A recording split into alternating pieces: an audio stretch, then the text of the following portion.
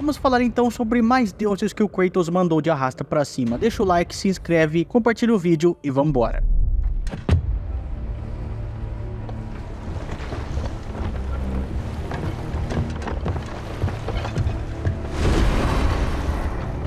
Só um covarde se esconde, Orcus. Você sabe que eu sou uma das fúrias que criou seu elo. Você teria me matado antes que eu pudesse falar.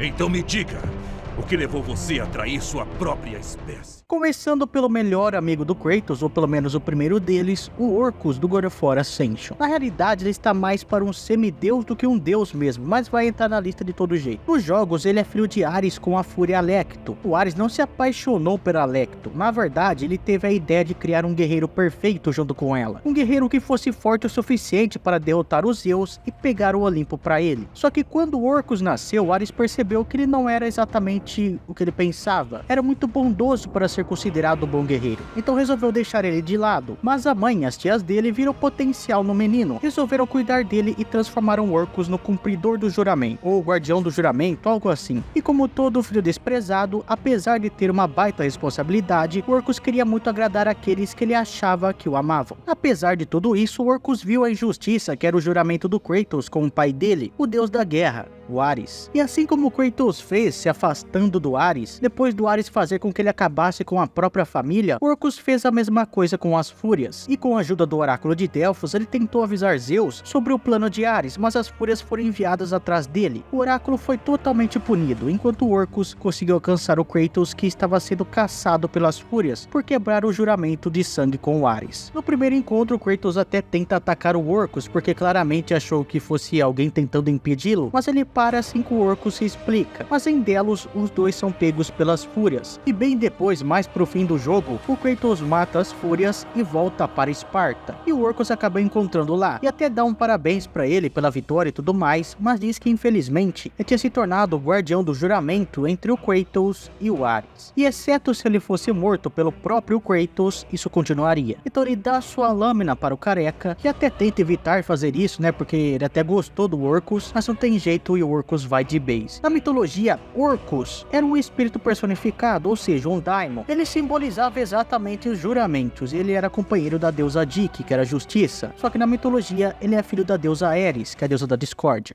Com a morte de Orcus, a jura de sangue Ares finalmente estava quebrada. E a dolorosa verdade voltou à mente de Kratos. Lembrando que a parte 1 desse vídeo aqui já tá no canal e eu vou deixar na tela final pra você, pra assim que você acabar esse vídeo aqui, você já ir pra lá.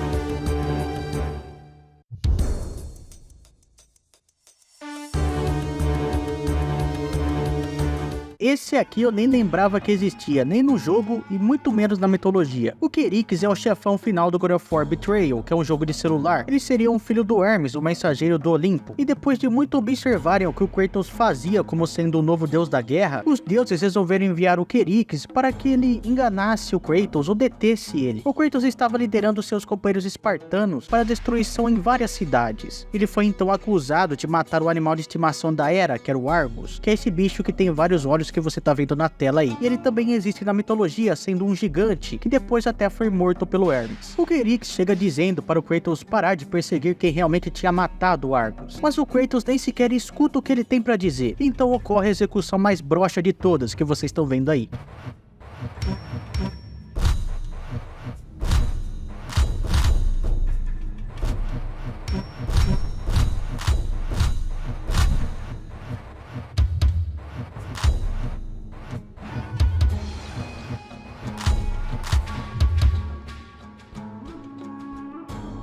E com a morte do filho de Hermes, Kratos percebeu que o Olimpo jamais o aceitaria e que este era apenas o começo de um conflito que logo teria que enfrentar todos os deuses do Olimpo. E muito provavelmente depois dessa batalha o Hermes deve ter odiado muito Kratos, né? Afinal de contas, ele matou o filho dele. Na mitologia, Querix com K é o filho mais novo de Eumolpo, que é o rei de Eleusis, mas também é dito ser um filho de Hermes com Aglaurus. E curiosamente existia também uma classe de sacerdotes na Grécia Antiga chamado Querix, que ficavam em Atenas, cenas, e a imagem deles me lembrou muito o Querix do jogo. E também essa classe de sacerdotes aí dizia que teriam surgido do próprio Hermes.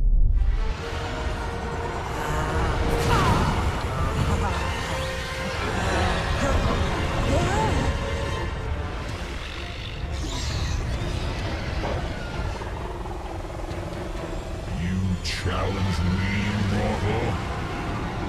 A god of Olympus?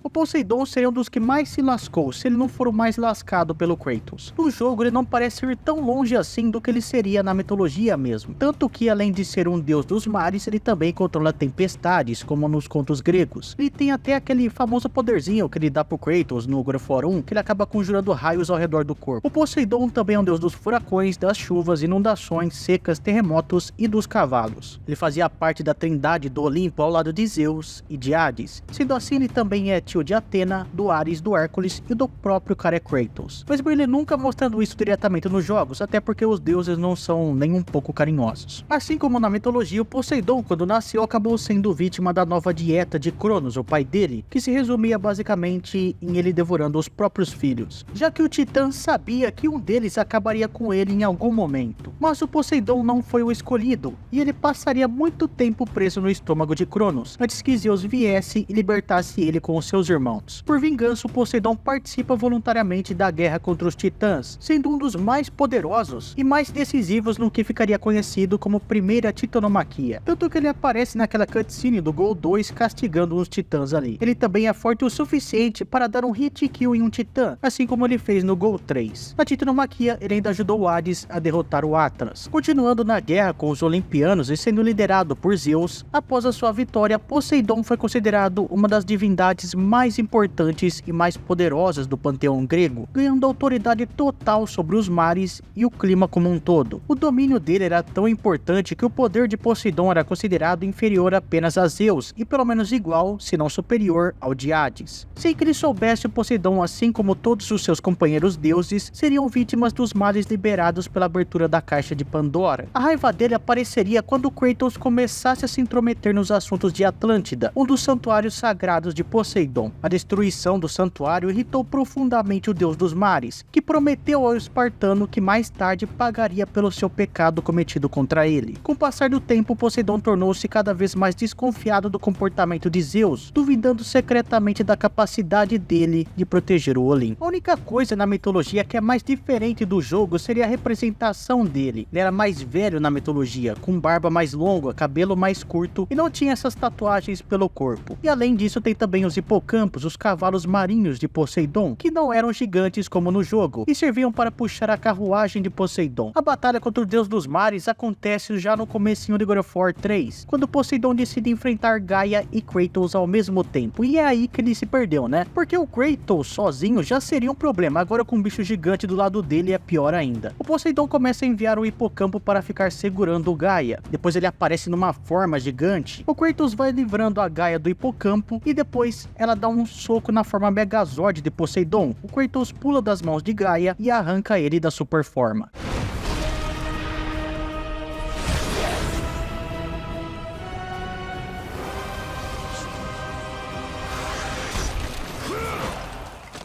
E aí, meu amigo, aí começa um tratamento especial pro Poseidon, que eu nem sequer vou poder mostrar completamente pra vocês, porque o YouTube não vai deixar. Mas digamos que ele apoia a cabeça do Poseidon com muito carinho nas paredes, mostra a sandália dele também, e depois tira uns ciscos dos olhos dele. E depois que ele parte, as águas do mundo perdem o controle.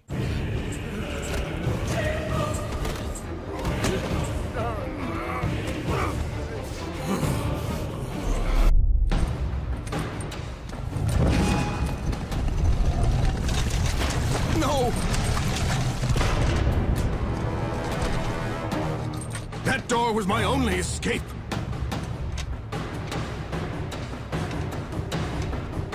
I have faced test after test in search of the sisters. And now you have dashed it all away.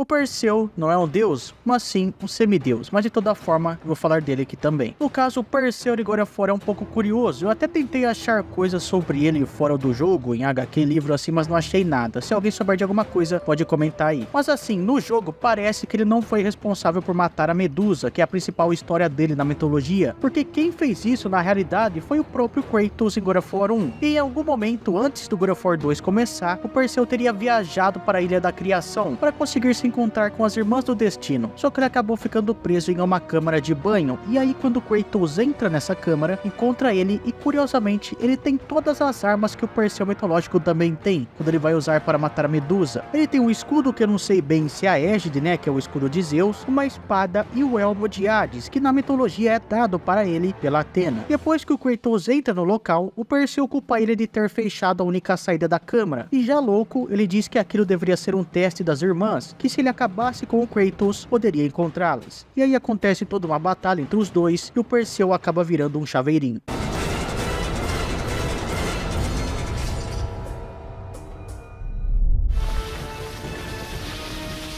Brothers, put aside the petty grievances that have splintered us for so long. We will unite.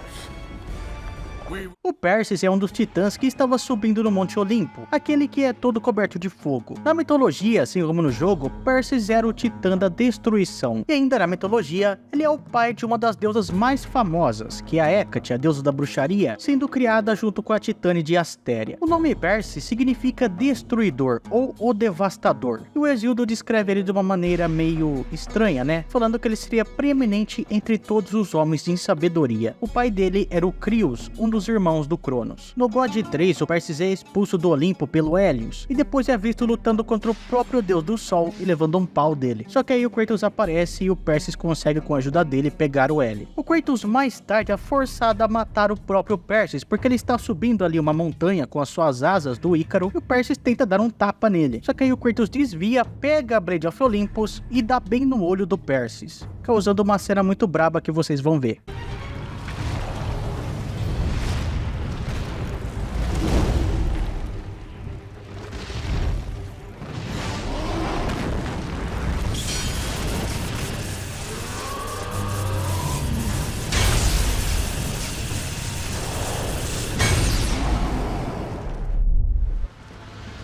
Destroy him.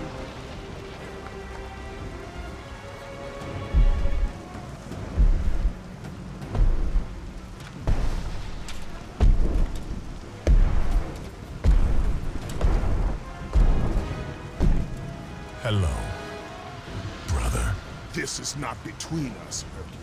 O Hércules também é um semideus, ele é meio-irmão de Kratos e filho de Zeus. Curiosamente, quando tratamos da história de Hércules da mitologia, ele tem uma história muito parecida com a do Kratos. Os dois, por causa dos deuses, tiveram suas famílias destruídas por eles mesmos. O Kratos foi influenciado pelo Ares e o Hércules pela Hera. Os dois também ficam servindo os deuses por vários anos na esperança de serem perdoados e se redimirem. Ambos também são semideuses e sendo filhos de Zeus. A raiva deles também é incontrolável, levando a momentos que eles ficam cegos pela sede de sangue. E alguns dos movimentos do Kratos com as lâminas do caos têm o nome do Hércules, como espírito de Hércules, valor de Hércules e poder de Hércules. Na mitologia, o Hércules tem as suas armas como sendo uma clava, o arco e flecha com veneno da Hidra e a capa do leão de Nemeia, maioria sendo conquistado em seus 12 trabalhos. No jogo, ele tem os punhos nemeianos, que são bem legais, ainda que não existam na mitologia mesmo. E lá ele também acaba se tornando um deus, um dos olimpianos, depois de sua morte, e se casa com a Hebe, uma das filhas de Hera, e fica até de boa com a rainha do Olimpo. Curiosamente, no jogo, o Hércules enfrenta o Kratos com a Hera observando ele, com certeza ela estava torcendo para que os dois perdessem. E o Kratos seria o último trabalho de Hércules para os olimpianos, mas ele acaba perdendo e levando um tratamento de beleza na cara. E se você levar em consideração a busca dos dois pela redenção, é bem triste ver os irmãos lutando ali. Afinal, só querem ser perdoados pelo que fizeram às suas próprias famílias. E esses dias saiu uma análise no meu canal sobre o Hércules da Disney. O vídeo vai estar no card e na descrição aí pra você.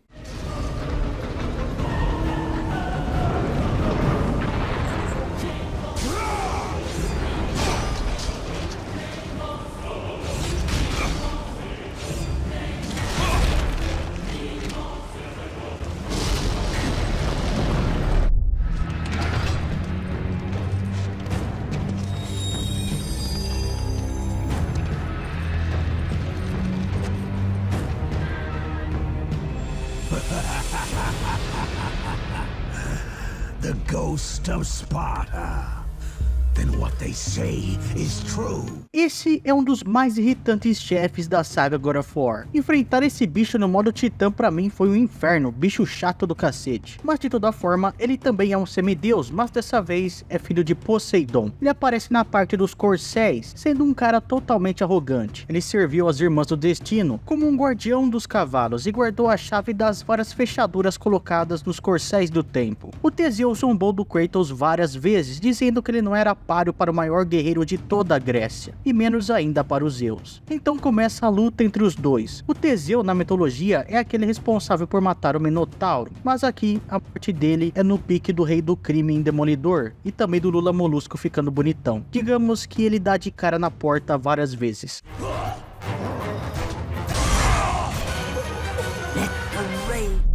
Save me now, as you once saved me from Atlas. And I promise to repay you in full.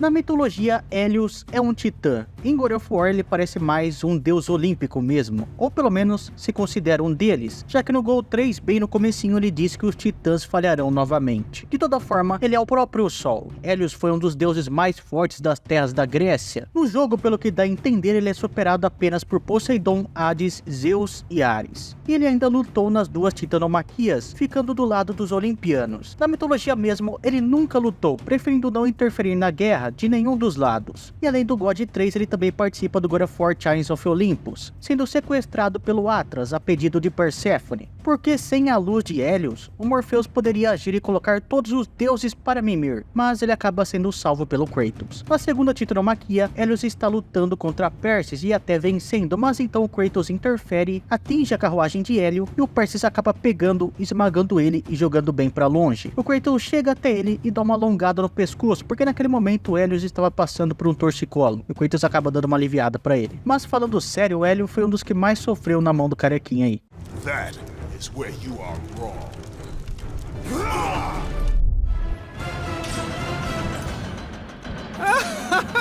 Look who it is!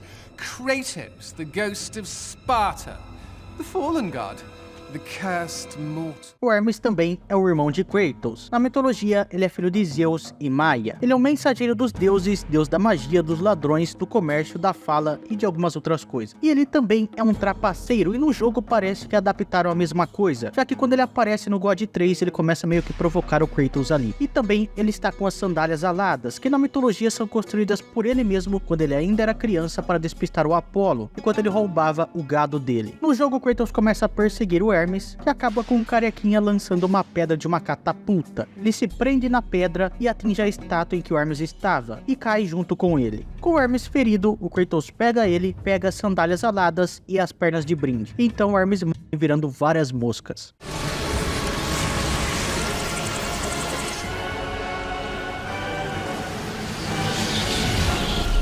I will see you suffer as I have suffered.